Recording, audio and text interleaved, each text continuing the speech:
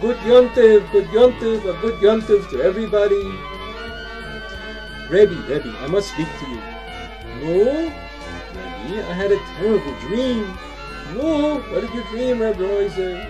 I dreamed I was trying to get to the Holy Land in a ship, and a great storm came. The boat sank, and I fell straight into the water. I was drowning. Then I woke up, Rebbe. It was horrible. I was scared out of my mind. What does it mean, this dream? Can you tell me? Don't worry, my dear friend. God will provide. Dreams you don't have to worry about. But tell me something. How old are you, Reb Oizer? 59 last month. That's what I thought. And tell me, Reb Oizer, have you made for yourself a will to provide for your son and your daughters, for Rivka and Sora and little Canada? Gewalt, Rebbe, you don't think that? Don't worry, I told you not to worry about dreams. Moshe, look, you've known me for how many years already? A long time, no? You know I always remind people of their real purpose in this world, and I tell them they should make proper preparations for leaving this world. Confidentially, with the Hasidim on each side listening carefully. Tell me, Reb Oizer, how much is your estate worth today? The house, the brewery, the sawmill, the land, der ganze Esek. I don't know, maybe 30,000 ruch, maybe 40,000 ruch. Hasidim and Rebbe are quite impressed. Reb Oizer, this is a tremendous sum. Your family can live nicely on this money for many years, if you make proper arrangements.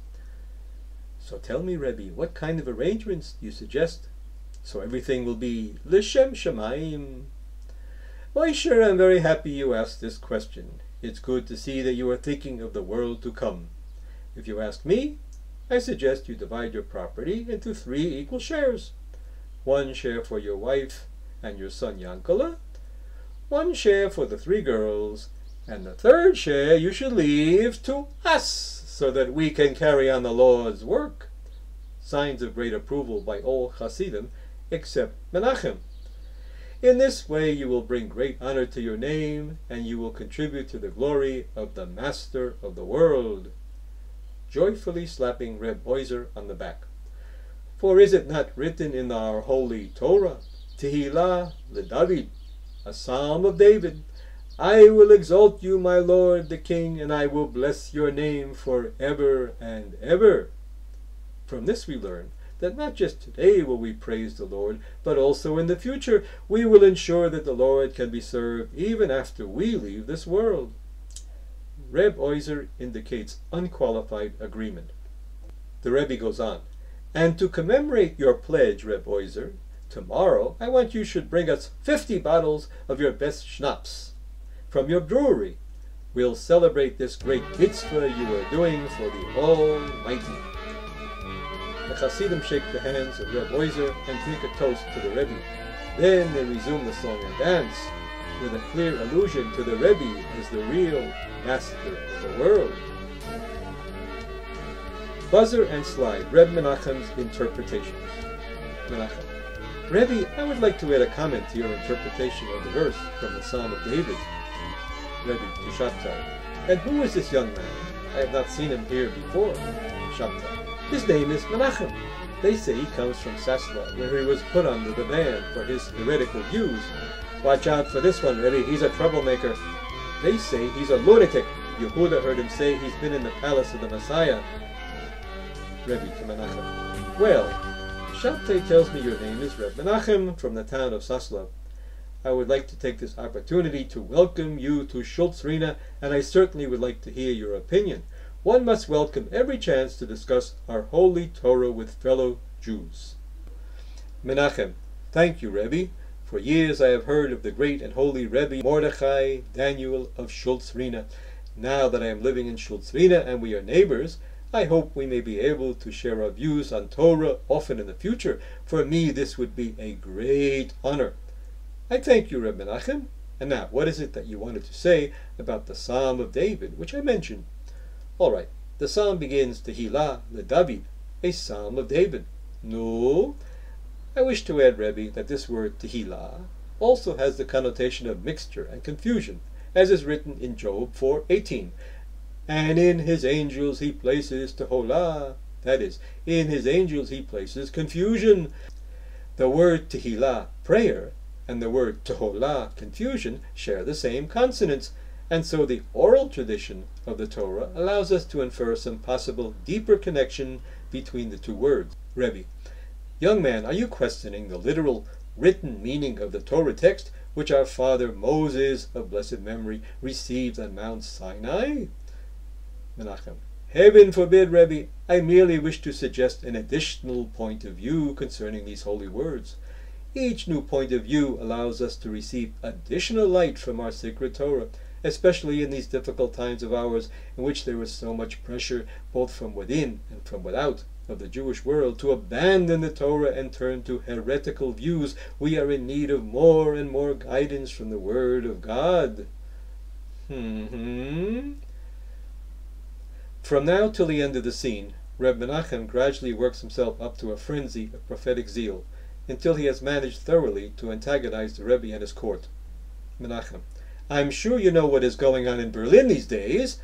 The philosophers, the intellectuals, with their obscene salons, where everyday young Jews are meeting gentle bohemians and intermarrying. This is the Tehillah, the mixing and the confusion, which is destroying the Jewish people. They call themselves maskilim, enlightened ones.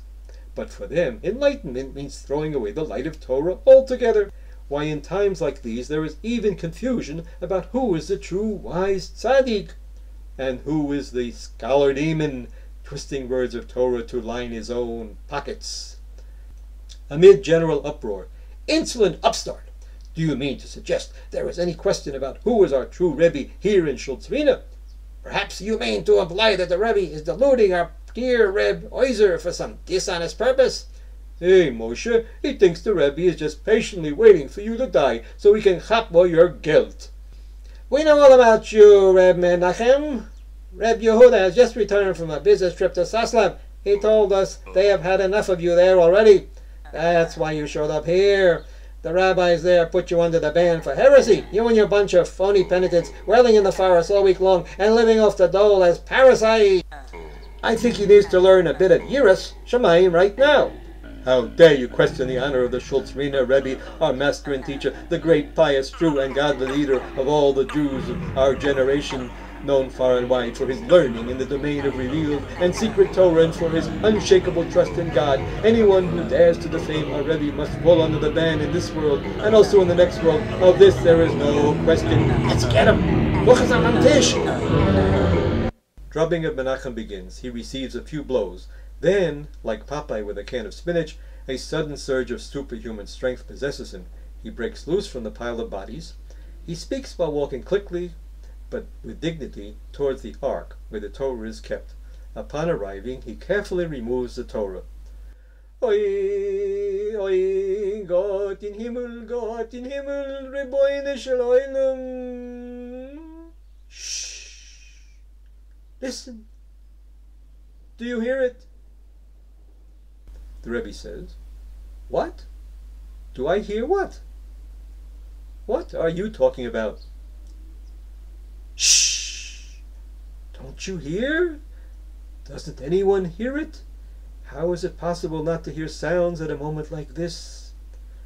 Mashogana! He's crazy! I tell you, he's dangerous! Menachem, quiet! Shh! Perhaps it is the sound of an orchestra I hear. Don't you hear it too? He begins dancing to the soft, slow, ethereal music only he and the audience hear. Rebbe, you'll excuse me, but I don't hear any orchestra or anything else. I don't hear anything unusual. Much consternation and whispering among the group as they watch Menachem dancing blissfully. Buzzer and slide, Shavuos 1806. Reb Menachem receives the Torah. Menachem continues dancing, slowing down or pausing from time to time to say the following. Now at the moment of the giving of the Torah, on our great festival of Shavuos, now I understand what we find in the Holy Zohar about how there is awe and there is awe. Now I know that there is yet another kind of awe even more elevated than the supernal awe mentioned there. For now I know about the awe of godliness. This awe and fear is exalted and powerful in the extreme.